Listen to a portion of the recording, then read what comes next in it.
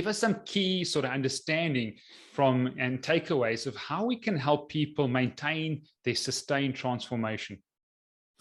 Yeah, I think that it's probably the most important question that we have facing us in this arena right now, and actually does feed into my why, which I didn't really answer that aspect of your question previously, and it's to help people or support people in changing their environment and lifestyle if they have the interest and ability to do so, and to help show that it's actually not as difficult or as complicated as people tend to say that it is. So I spent a lot of time working with, you know, biohackers, elite performers, the optimizers who want to like change everything and fix everything and optimize everything. And I think when you work with that group, I mean, it's beneficial to a certain extent because they'll essentially do whatever you say and they'll keep doing it.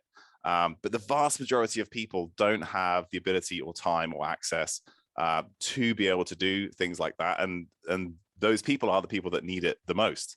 And so as I spend more and more time optimizing and biohacking or working with people who do that, the more I have become interested in helping, you know, just quote unquote the average person, which is the vast majority of the population, wherever you tend to be. And so I think one of the most important things that you can take away is that each small thing that you do in one of the areas of lifestyle that we know supports health, each small change that you make fosters additional changes. So it's never about saying, well, we know that sleep and diet and movement and stress and social connection are like the underpinning factors that you know, support human health. It's not like you have to fix all of those and make them perfect straight away. And I think that people internalize this idea that that's what you need to do, and it seems very daunting and very difficult, and then you just don't do anything. That's that, you know, a sort of analysis paralysis. Like, that's all so much, I don't know what to do. It makes it much harder to foster change. So I think celebrating small wins, identifying lowest hanging fruits, like what's the one thing that you think you could do today, and then you can do it tomorrow, and then maybe the day after, and then you do it for 2 or 3 weeks, and then it becomes a habit.